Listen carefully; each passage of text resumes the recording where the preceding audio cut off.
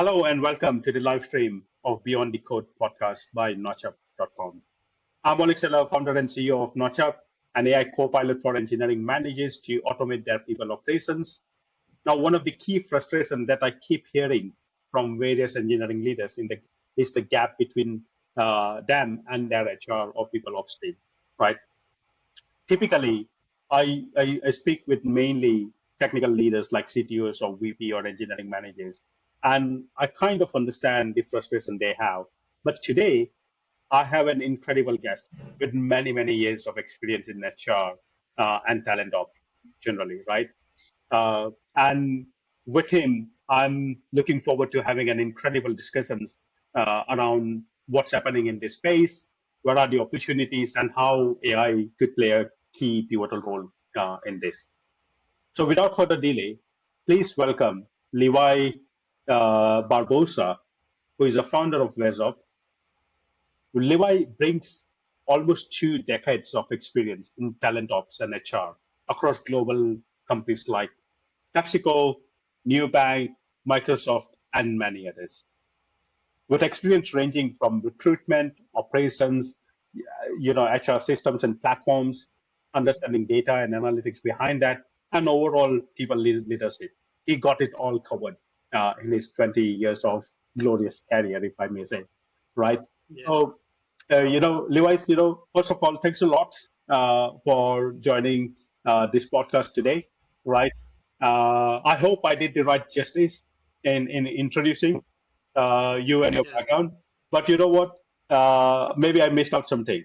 Would be great for us to hear more about your background, so that our audience can understand the context behind this, fairly well. totally. Thank you so much for the introduction and the time and the invitation. Right? Yes, like you mentioned, I have almost 20 years working on this. Actually, I started like in a really tiny startup based here in Mexico. Um, and it was really strange because at that moment we were using a Google spreadsheet to source candidates based on yellow pages. Remember Yes, the yes, yellow pages? We literally were taking off pages, copying numbers and names into a spreadsheet, and then doing that. But at that moment, I think from there, I was always like, I'm so lazy that I want to find out a way to make this automatic. And then through the years, I find ways of doing that. Even at Novartis, for example, one of the companies that I work, yeah, I fully automated a headcount process, payroll process, many other things using macros because that was what we had at that moment. No, there were no automation tools or these things. And then throughout these other years, I learned a lot about the no code, low code tools, and then starting to program now. So yeah, going from the most basic Excel formulas that we could make to now then doing custom automations. Yeah, I think that's the experience now I have now. that's pretty good. So you have done all the way from, the basic VBA style automation to the age of AI that we are currently living in. Exactly. Yeah, yeah, yeah. And I think the most interesting thing is that we jumped, no, from I mentioned a lot these. We jump from basic descriptive analysis that we are doing to now augmented analytics that barely few people understands. No, Mhm. augmented analysis is now supported by AI, but really few people know how to use that and how to go to a further step beyond that. That is like the DIKW pyramid. No, that is you transform data into information, knowledge, and wisdom. Hmm. Wisdom is the key in this aspect, and it's really few people that is going through that. Yeah, that's pretty interesting, right? Now, generally, like when we talk of HR, people, talent, they would normally come within, like, either people or operational department of a company, right? And the very nature of the things that we need to do is fairly manual with a lot of human touch overall from top to bottom, right? Now, with AI, the whole purpose is to replace a manual, operations, the manual task, initially from repetitive tasks to now more intelligence based tasks, right? But before going into the AI side of it, I would like to know more from your experience, like, what are the top challenges or problems or inefficiencies you see within the HR or people ops departments in different companies at different sizes that, you have worked at? It's really interesting that we all have the exact same issues, and most of them are data related. But the fundamental thing in all of this is like process. Uh, Companies are really like goal driven, let's say like that, in that way. They just go for the numbers and they just do everything possible to just achieve the number, but they don't see the process, so they skip a lot of steps, and then data is really skewed, no? So the same issue I see in all companies is that whenever, for example, a new VP of talent joins a company, they don't have data, or it's a mess, or processes, they don't have any processes. They don't even know, for example, what is a custom field, who created them. No, there is no documentation around all these things. So they don't have anything basically, and they have to work from scratch on everything. Even somebody did something, it's lost, no, in that transition. And then there is another thing, when people also changes, sometimes they measure things differently. So in some companies, time to fill is one thing, and then time to fill is another, and then you just measure that by different fields or different things, and that is really difficult. No, so I've seen that most of the people is really really stuck in data specifically, and I think data literacy is one of the most important things today, to then go and try to measure AI literacy. No, I think data is fundamental for that. Yeah, data is the king, right? Sorry.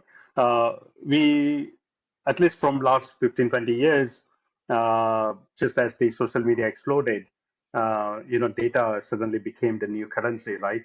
Or the new gold that every company tried to create and protect and monetize, right?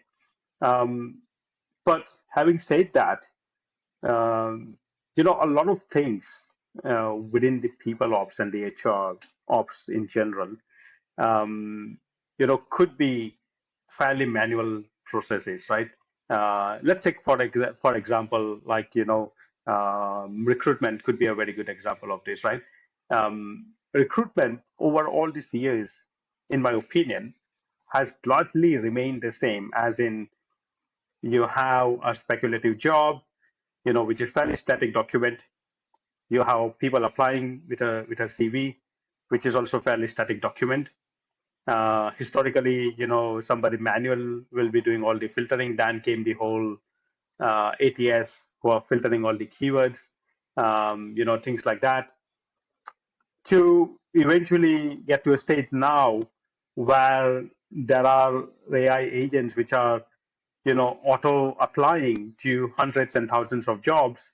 And similarly, you have AI agents on the other side filtering out all those 1,000+ applicants on every single job you have, right? Which, in my opinion, it's like on one side is creating a lot more junk, the other side is creating a lot more filtering of those junk, right? To actually not get the right output, in my opinion, right? What do you think? Is this the way the HR ops is heading into, with the AI, that, okay, you are just trying to scale a process which was designed maybe 20, 30 years ago, but no longer makes sense, right, anymore with AI? Or it is a time for us to almost, like, get rid of the whole as is workflows and the processes, and instead relook at this whole people ops with an AI first intelligence and more and workflows basically, right? What's your opinion? Um, it's crazy how we start to use so much AI lately that right now it's one AI on application side, one AI talking to the other AI on the ATSs. And basically, humans are just like supervising. Did I get an interview? Did I get an offer? Blah blah. Because that's what they now care. No, it's really interesting that you get your resume into ChatGPT, then you have like a new complete ATS focused resume. You get an interview because of that, but then on the other hand, the ATS system is telling you, okay, so I measure all these things, and that matches with your job. So it's 100% match. But in reality, I think we will have to revisit and check how the recruiting process is done, because now that's the reason why we have so many assessments, no, Hmm. and maybe on-site interviews, because that's the reason why we need to see if the candidate is doing what he's saying, no, in the paper. And we need to reevaluate like the recruiting process in that aspect, because since now AI is talking to another AI, it's so difficult, no? Like an AI is doing a perfect resume, and then the other AI is checking, this matches with everything, so go ahead and schedule an interview. Yeah. And that is a problem. I think it's a massive problem in my opinion, right? The way all these ATSs work and the way the employer asks for a CV to rely on that. Now, in my view, the biggest problem of both is effectively the static nature of your job description and the CV, right? Which is normally historical, right? So a CV is normally is an historical perspective of what a candidate has done in past. But past performance is no indicator of future performance, right? As we all know. Similarly, from employer's point of view, when they're creating a JD or the hiring managers, when they create the JD, they're like, thinking of what they want the candidate to do today or in short term. But as we know, with companies becoming more agile and with a lot of uncertainties around us, we need to be able to evolve the job description or the actual response roles and responsibility in a fairly dynamic manner, right? As the company grows or as the macro environment changes and so on. What what do you think? That could be an opportunity for, I don't know what the solution could be, but could be something fairly dynamic, which is not a JD and not a CV based, something different. I don't know what it could be, but something different. Yeah, yeah, totally. I think there are a couple of companies this year at the Unleash conference, for example, in Las Vegas. I saw, I was talking to a lot of people, not in the big, you know, the big companies. I Mm, was just going to the tiny booths where they have like a ton of different companies there, but they are really tiny companies that they are now exploring ideas. And the job board was one of them.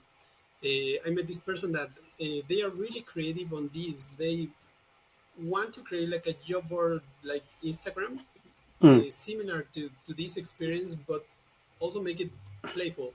So you can upload photos, you can upload about you specifically.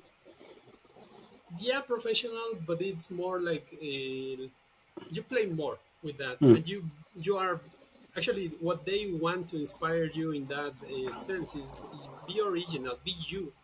No, we really don't want the mm, professional photo that you have on your resume. We really want you to be what you are really, and then from this, we can check mm, if other things match professionally. That was one. I think there are other people exploring ideas on how can they use the AI avatars to do assessments at the beginning, mm, but to all candidates, like all the candidates. And based on that, I have measured some things that can give you a clue to then schedule interviews. But this is an exploring phase. I think it's the early years of this. I think, and humans, I think they are not that fast as AI. So that is the main reason why today we have really few people exploring these ideas, and it's just like it's just we have to shift to a new complete process, because yes, today is really skewed. Yeah. I've got few questions there actually, what you said. Now, talking of AI avatar, right? I had an opportunity to work with an recruitment firm here in the UK and build like a video-based recruitment platform for technical roles like software engineers and DevOps and all that. Um, Now this is like about 10 years ago when video calling was like really like Zoom and all, they were like just starting to come up and everybody wanted to do videos first, right?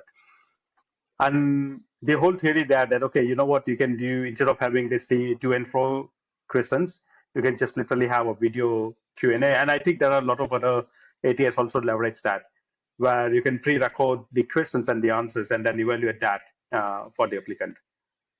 Now the challenge we faced there was most like technical people were just simply not comfortable doing the videos.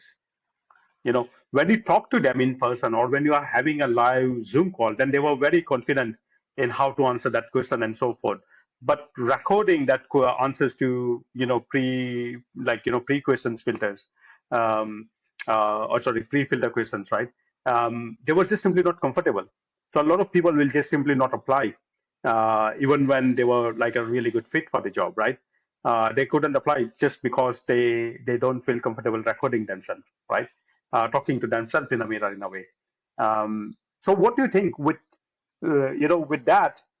I feel that creating an AI clone or a virtual avatar of talents might, especially in the technology, tech talent, right, might be incredibly difficult. You know, not because of like Yeah, technical limitations, but because of like behavioral or psychological, limitations that the person may have. yeah, yeah. Can I ask, when did you create this? Which year This specifically? was 2016, I believe, 16 or 17. Yeah, yeah, yeah.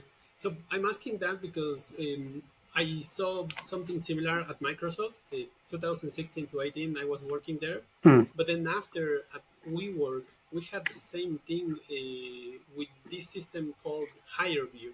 mm, So HireView is a platform. You just have a virtual interview with pre-recorded questions, but then we saw a reduction of maybe 40% people applying. So they were applying, then we saw that they were receiving the links, but nobody was taking the interviews. And it was really strange yeah. because everybody was used to have like on-site interviews at that moment. And then a virtual interview was so strange for people that I actually had an interview, I think also like 2017, and with Nissan, I think, Mm, and it was so incredibly bad interview. I felt so bad in that interview that I stopped trying to apply into these type of interviews. No, mm, but then we had this shift. We were forced, no, to now have a virtual calls through Zoom and everything through the pandemic. And mm. today, people now is more used to that, and I think that that will help people, or if you apply that idea again, people will be more used to today specifically. Okay. And So you mhm, think that, with, the pandemic behind us, what people are got more used to this video-based remote calling and interviewing, they would be more comfortable in creating their AI clones, for example, who could do yeah, the mhm. initial, like, filtering. Yeah, yeah, yeah, exactly. And more if you play with that, because today, for example, you apply to a job and that's it. Like Mm, you might have an answer, and the answer is we rejected you. mm, yeah. But if today you can play people applying, 5 minutes later you can do an interview, Mm, wow, that will change the candidate experience a lot. mm, And then if they are good, they continue. If not, then you can offer these things. No, you can be really creative. Hey, you are not a fit for this job, but we have these other five jobs. No, please apply to one of them and then continue with the process. It's just a matter of doing things like that. Do you, like, on the other side of that, a lot of companies, particularly the ones that grew in 90s and early 2000s, their ATS systems generally are really old school. Like, I can name a few. In my opinion, again, this is my personal opinion, okay? Talio, for example, I find it's really, really outdated. I see IMS, right? That's really outdated system, right? That Oracle, I think PeopleSoft is called, right? Really old school, right? Um, and when before starting my company, when me as a talent, I was applying. Again, I'm talking almost 10 years ago. If I see Talio based application, I would like simply not apply. Because I can't be bothered with filling out the whole application process, right? Now, fast forward 10 years now, companies are still using those outdated systems, right? Do you think these companies will ever change? Like, one thing which I keep hearing, that companies never really change their HR systems, right? Or people system, because they've got so much data behind that it's impossible to change, right? But at this moment, Yeah. given all this technological revolution that we are seeing around us, you know, do you think it will be a right time now for companies to change, or they can still, continue defending themselves that no, no, no, this system is good for us? Yeah, yeah. I think something that is happening there. We saw, I think, 2 weeks ago, maybe SAP. I think they acquired Paradox. Hmm. I don't remember the news, but these massive systems that they are like horrific now Hmm. with success factors, for example, they are now acquiring systems that will make them better. I don't know the strategy that they have, if it's just literally merging the systems that Hmm. are good with their own system, or if they are doing something else. you know Um, but I think that's the next step that we will see in many systems. Workday also is doing something similar by acquiring other companies, and we are seeing like Oracle, no, Hmm. acquiring other systems that they can also put them in their own environment. But the thing is that I've seen so many companies, massive, massive companies, 100,000, 800,000 employees even, and they keep these systems. And it's really strange that how that it forces people to create workarounds using Excel spreadsheets or SharePoints. That it's also horrible, but even with that, you have something that makes your process really bad, and then you have to find works around in all of them. I don't know if companies. I ask so many times why you have this system if there are so many other things better than this out there, and it's just because it works most of the times. Like these monsters companies having seven different systems interacting with all of them, and at the end, the worst system is an HR system. Yeah, exactly. So from, that raises some interesting point, right? Again, as an HR leader, right? I think in your current role with your current company, right, you advise companies on their talent and people strategies, right? Um, how do you really convince like, your clients or employers to change their HR system? Like, who is the decision maker there, right? And what are the, like, typical objections you keep hearing from them? Yeah, so thankfully now I have also with my company, I'm going with CHROs, VPs, senior VPs, and senior directors. Now I go directly with them just to talk, check the needs. Mm, Once we find out that information, I think it's just a matter of comparing. No, current solution is costing you this. yeah. New solution will reduce 70% of the cost, Mm, but also the experience from all these people, and that way you are getting like an ROI like in a week, basically. Now, most of the times is like that. I actually have like a client. They are spending, or they were spending also like 30,000 in a system, We mm, reduced that to 10,000 only. So we reduced 20,000 every month that they were spending on this system, mm, because we are now using a custom solution for them. I actually programmed like a web application for them with all the other custom things that they needed, and we are just sourcing data from these other systems. No, and at the end, the cost reduction was incredible today. We are still adding more and more features to this application, and they're really satisfied with that. Instead of going with a massive system that is not going to be as custom as they want. mm. So at some point, what I'm seeing, and now with all these AI agents also, is that creating custom applications will be also maybe like a future state for everybody, because you can now create custom things. You only need somebody that knows how to do that. Okay. So talking of AI, then this custom agents and all within the full people ops, the HR stack, which areas you think are the ones that this kind of AI agents could disrupt the most, or could be better done by this kind of agents? I've been discussing with different people since last year. Now we are seeing that the top of the funnel is the one that takes more time and is the most cost. I think you have a lot of cost because you spend so many time with recruiters at that moment, and then moving into the interviews stage is somewhat difficult because most of the times recruiters they don't filter correctly, or they filter in a way that you have to redo again the process one or two times in some cases or more, and that is where you spend a lot of money. But I think that will be completely and fully automated in the next 2 years maybe. I've Mm, seen, for example, Juicebox.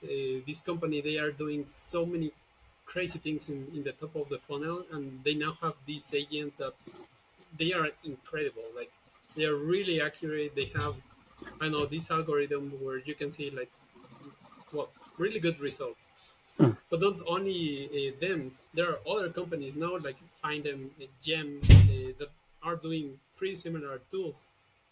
It's just a matter of time, no, when we are going to see. Once that is fully automated, I'm sure we are going to see the full onboarding part also fully automated, improving the candidate experience, employee experience, no? And from there, payroll is the next one. So, yeah. yeah, payroll is a behemoth, right? Let's not go there, right? But just talking of this top of the funnel, right? I think yes, I understand a lot of, like, in my opinion, junk happens at the top of the funnel, you know, because all the job boards like LinkedIn and Indeed and Monster and anything else, that designed for quantity, not quality. The sole purpose is to get you post a job within 24 hours, you're going to have 1,000 CVs, right?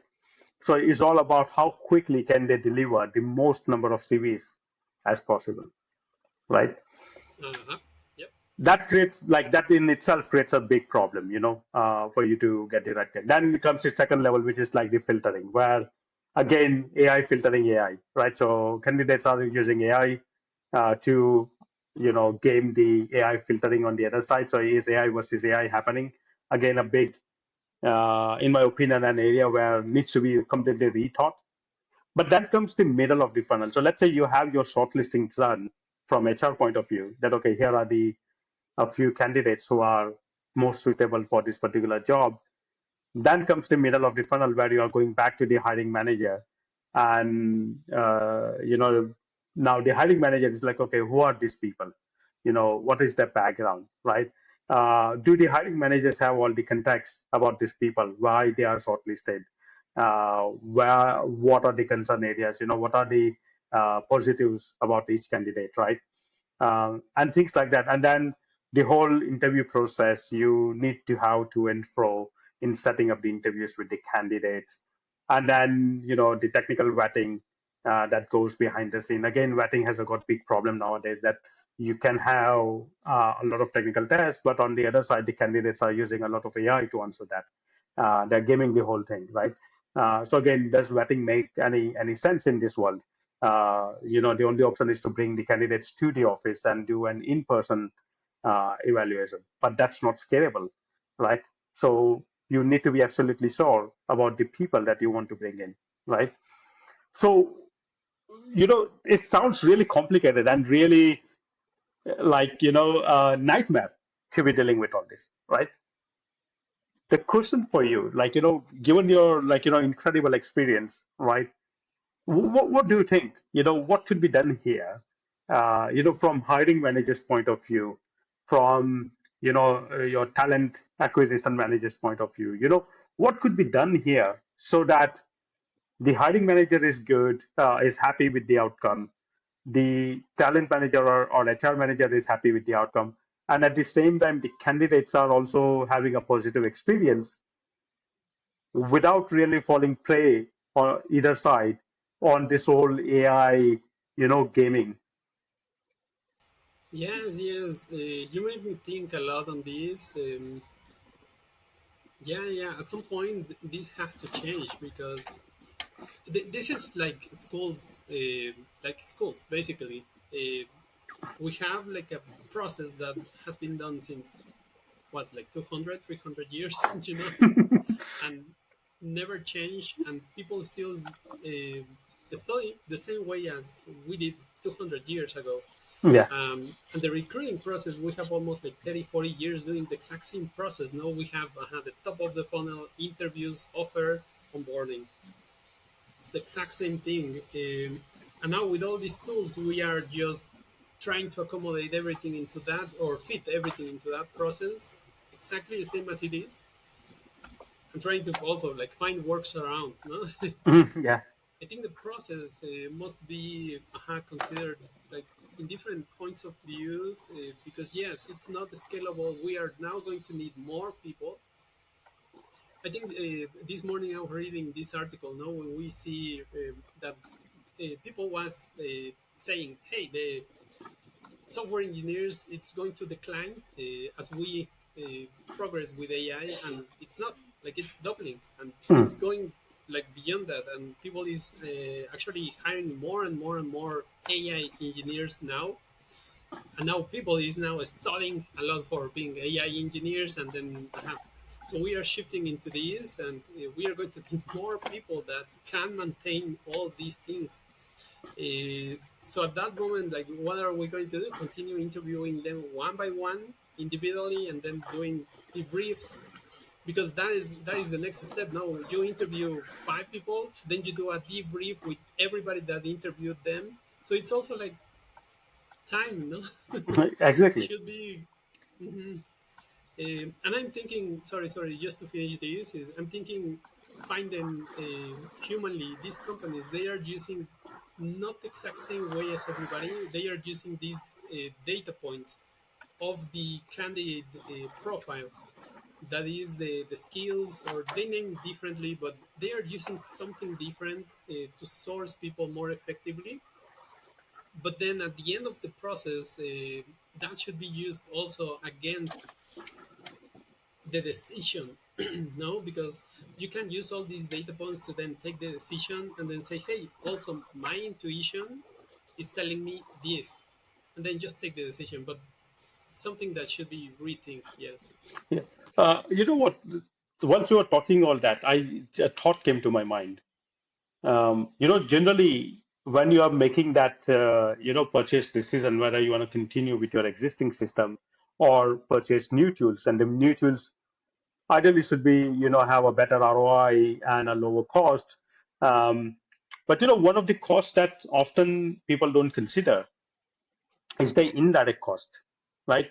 So let's say with bad filtering, your hiring managers, for example, engineering manager or your VP of engineering, they are interviewing all these candidates and evaluating all the profiles, which means they are spending their valuable time in doing all of that. And they are not cheap employees. They are one of the most expensive employee you could have. So then there is an indirect cost associated with poor matching, poor filtering, and so on, right?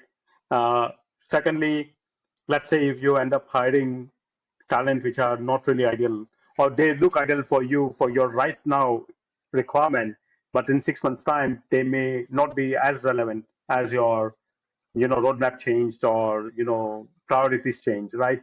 Um, so that is another like indirect cost that you generally don't account for, right? If I were to ask you, like, if you were to build a business case here or a use case for a potential client, what kind of things would you consider? Would you ask them? Well, but this is really interesting because this is what I did last year and continue doing with a client. They wanted from the beginning to start measuring quality of hire. That is what you just mentioned. No? If somebody stays more than 6 months at the company, and what is their performance, and then measure that against like a score. Yeah, Um, it's so many things at the same time that you have to have correct in your process, and that is the thing with them. No, yeah, I told them from the beginning we will have to shift our mindsets to a process driven mindset here because we need to follow all these steps and capture all this data to then get this metric, KPI, whatever you want, mm, so we can get 10 of these to then measure quality of hire and then get that score. No, mm, that number is going to give us a measure of how good is the quality. But then quality is also getting us back. Is the hiring manager the problem? Is the employee? Is the team? What is the thing? No, why people is not staying at the company? No, or why they are staying and they are more like high performance compared to the other team. So I think it's a matter of going back now again. Data mhm. is data and the process. It's what you have to what you need at this stage. Yeah, cool, wonderful. Look, just mindful of our time, I think we we had good discussions, and I think this can carry on for many more minutes or many more hours, if we start unpacking all this, right? But just mindful of our time, I want to ask you a parting thoughts or tips for our audience, right? If our audience are looking to deploy certain kind of AI tools to optimize or streamline their people ops, right? What are the key areas you would ask them to consider and possibly recommend any tools that you think are really good?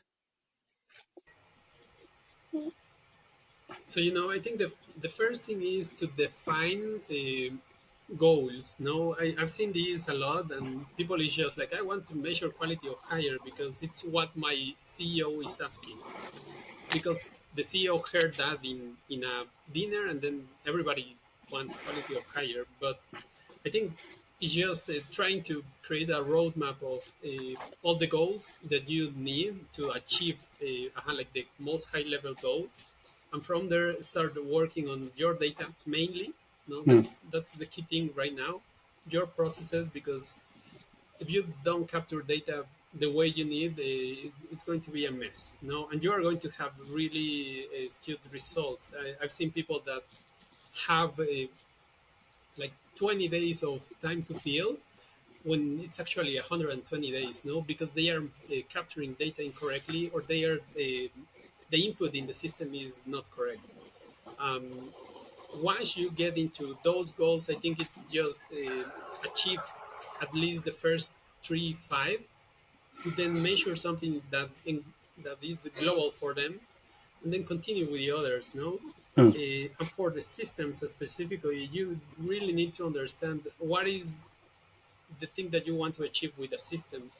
Um, if you need, for example, you are a startup from 0 to 200 people, or to even more, but what is your goal on just sourcing people for a specific industry? No, once you have that defined, then you see, oh, okay, so we have 12 different systems that can do the same, but the interface is different. This one is more friendly. The cost, no, and in how much time I'm getting my ROI, no.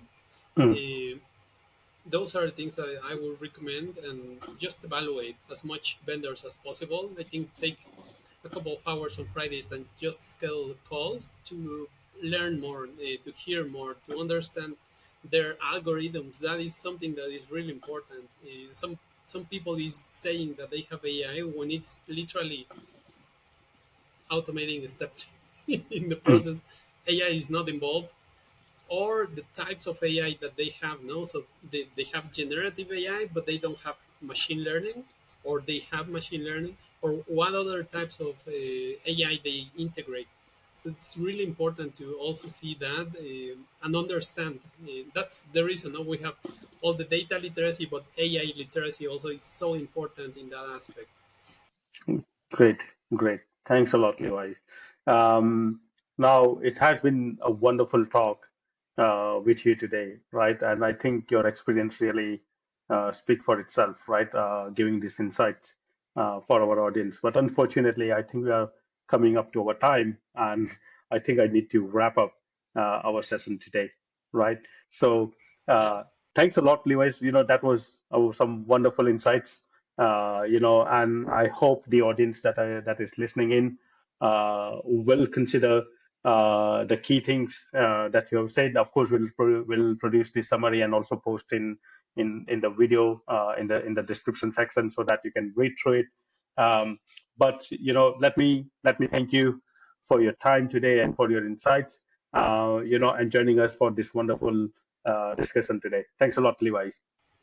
Yeah, thank you so much. And you already saw my dogs I know, I playing, know. so yeah, yeah, this is so happy over there. Oh Cool. yeah, thank you so much for the time and the experience. Thank you. Yeah.